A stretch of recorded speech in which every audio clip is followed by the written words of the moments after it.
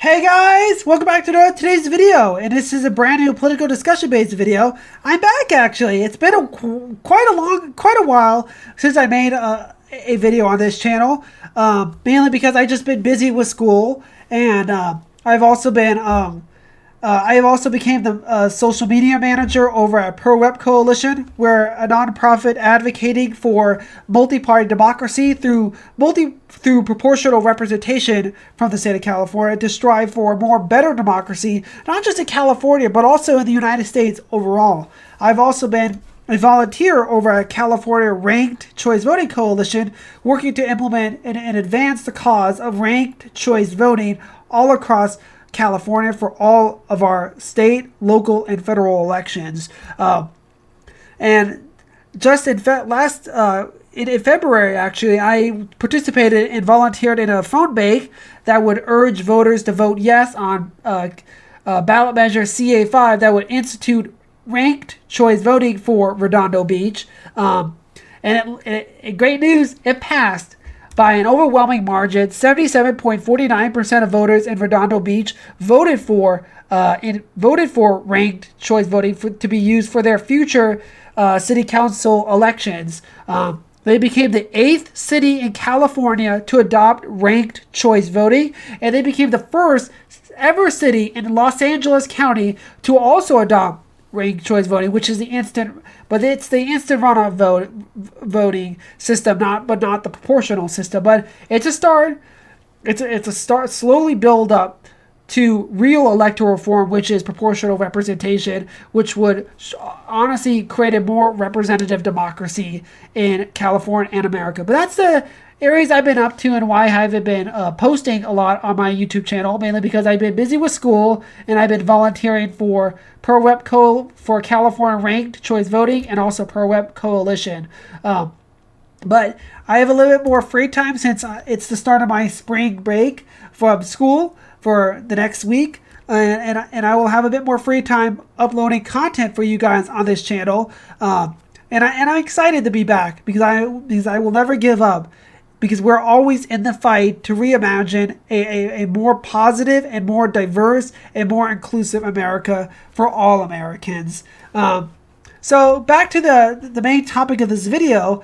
This is an issue that is arising so much right now, mainly because President Joe Biden a few weeks ago took to Twitter and said, "I support DC statehood and home rule, but I don't support some of the changes DC Council put forward over the mayor's objections, such as lowering penalties for carjacking." Biden later tweeted, "If the Senate votes to overturn what DC Council did, I'll sign it." And many people, mainly Democrats, are outraged around the president's decision. They say that President Joe Biden should have vetoed the GOP bill, mainly because of the implication for home rule.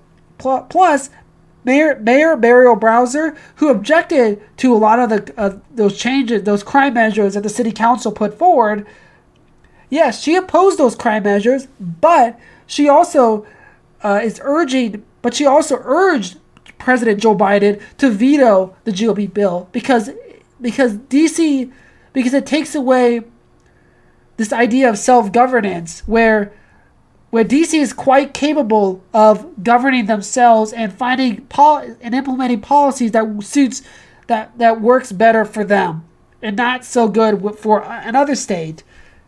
It goes to this idea of home rule and self-governance, and that's exactly why many people, even in the United for DC Statehood, are saying that the federal government should keep their filthy hands off of DC, and we should be advancing the cause to grant their residents DC statehood, to grant them a voice in the United States Senate, to grant them a voice in the United States House of Representatives, because they're just as Americans do. They pay taxes and they contribute to our country's economy to truly create a more perfect union. And honestly, I support DC. I'm with the DC City Council on this one. President Joe Biden and House Republicans, they're wrong on this point, because it goes against their values, their beliefs on home rule and individual sovereignty and self-governance. just last year, around in 2022, Republicans were champions of the Supreme Court overturning Roe versus Wade, mainly because it returns that decision back to voters in each of the 51 jurisdictions. It returns to them and allows them to participate and debate through the democratic process to implement policies that better suits their citizens' needs around the topic of abortion. And that's what Republicans are champions for. But them trying to overturn DC's laws is really makes them look like hypocrites at this point. Because it's going against their belief of self-governance, saying that the federal government shouldn't be telling state governments how to govern themselves on crime, on housing, on homelessness, because they don't know our citizens' needs better than they don't know our citizens' needs. We know our citizens. We know what our citizens want and need. The federal government should be focusing on issues like immigration and foreign policy, because that's what they're good at. We're more good at domestic policy. We're more good at finding policies that better suits our citizens' needs around abortion, for instance. It goes against their beliefs and what they've been fighting for: home rule and self-governance. And that's exactly why I'm against I'm against the GOP's resolution to overturn DC's crime laws. And while I understand that they're advocating, that they believe that these soft on crime policies are not working, and they think that we should be more tough on crime to lower the violent crime rates, that's not up to you to decide how Washington, D.C. should handle their crime. That's up to the people in their city council of what they should do. That's not up to you. That's up to the D.C. residents of electing their city council to implement policies that would better keep their citizens safe, because they know that those issues better than you do. And it's not just this law that they were also targeting. They also passed a similar law that would also block DC's bill that would allow non-citizens from voting. And honestly, I used to be with Republicans on this one. Back in 2016 and through 2017, I was a staunch conservative Republican. I was a Trump Republican because I saw Trump as an outsider that could make America great again. I believed in a lot of his policies, such as building the border wall, merit-based immigration system, things like that would help us preserve our cultural heritage and our institutions to educate people of what the United States of America stands for. But I have long since changed my stance around this issue, mainly because I, for one, believe now that non-citizens and undocumented immigrants should vote. And the biggest reason is, what defines a United States citizen? What defines a U.S. citizen? For me, it is paying taxes and contributing to our country's economy and any of the state's economy. And honestly, non-citizens and undocumented immigrants and other immigrant communities, they pass the citizenship test. Mainly because a new study by the Institute on Taxation and Economic Policy, they found that undocumented immigrants in the United States pay roughly $11.6 billion in taxes every single year. This number also includes local and state taxes. On average, undocumented immigrants pay about 8% of their incomes in taxes. And on top of that, immigrant-led households in D.C. pay $931.8 billion in federal taxes and $416.9 million in state and local taxes. Immigrants in Washington, D.C. have contributed over billions of dollars of taxes. Once again, they passed the citizenship test. And this automatically qualifies them to to be able to have voting rights, to be able to elect, to be able to have their civic right to elect members, to implement policies on their behalf, to that would make their life more prosperous. And that's why I support now undocumented immigrants, non-citizens, and other immigrant communities, granting them voting rights. Mainly because it goes back to our founding principles of why we as a country broke away from Great Britain. Mainly because we fought for taxation with representation. We fought for taxation with representation, mainly because the British were denying our rights to representation of how much we're going to be of how much Parliament is going to tax us. They denied us a voice in their Parliament. That's why we started the revolution, and seeing we as a country deny voting rights and representation to those that are already paying taxes goes against our country's heritage, goes against our country's history of why we fought the American Revolutionary War.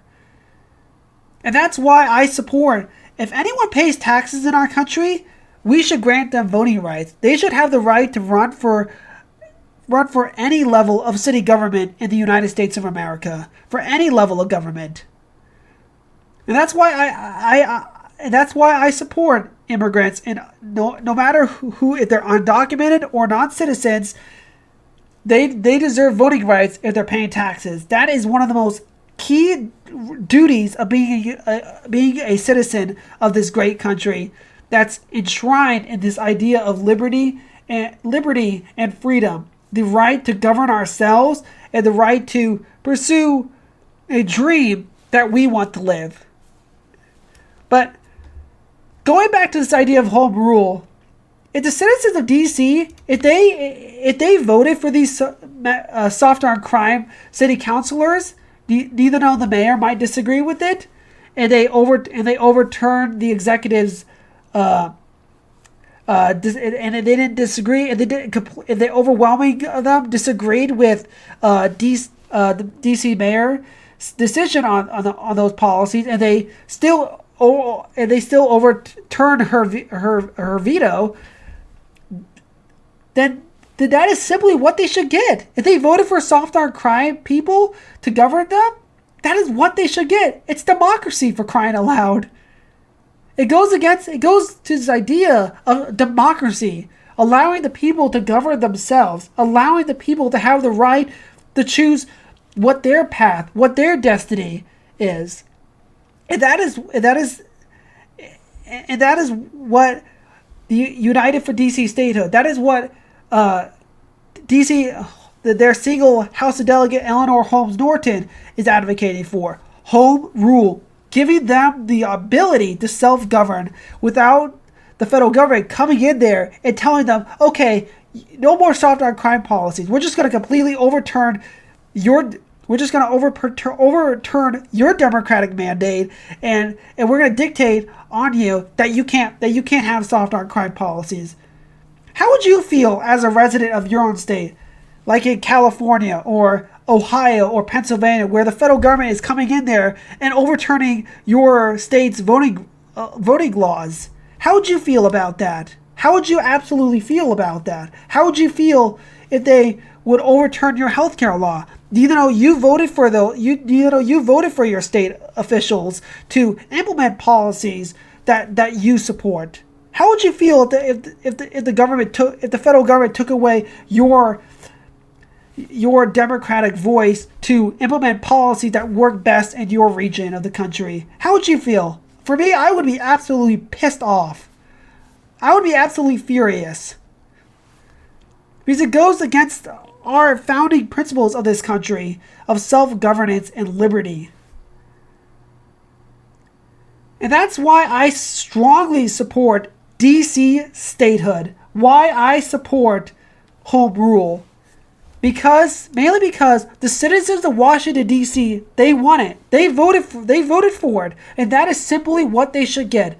That is democracy. In a democratic institution, you defeat your political opponents through debate and through campaigning, not by Sorry about that. My screen recorder cut out. But what I was just talking about is you defeat your political opponents through debate and through campaigning, not by rigging the rules in your favor.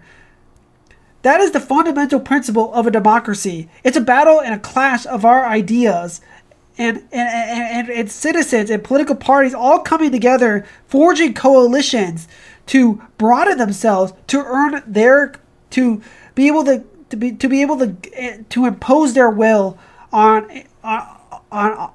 we the citizenry of the United States of America.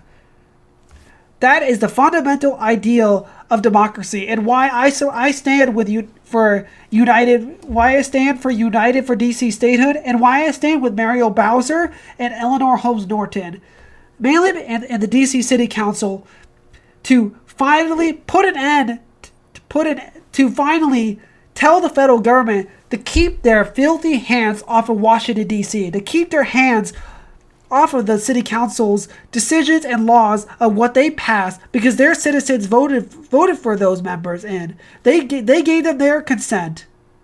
Like how your constituents from your states gave you your consent to pass laws that would affect and make their lives more prosperous. So I stand with DC statehood. I stand for home rule, and I stand for self-governance. I'm on the right side of history. And let me ask you this.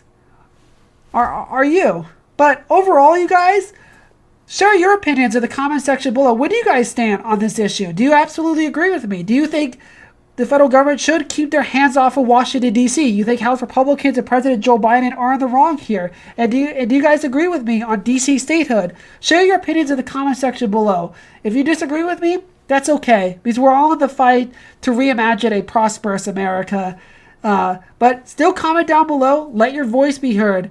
But until next time, guys, don't forget to like. Actually, before that, don't forget to like and subscribe and comment down below. And until next time, this is the Young Centrist, and I am out.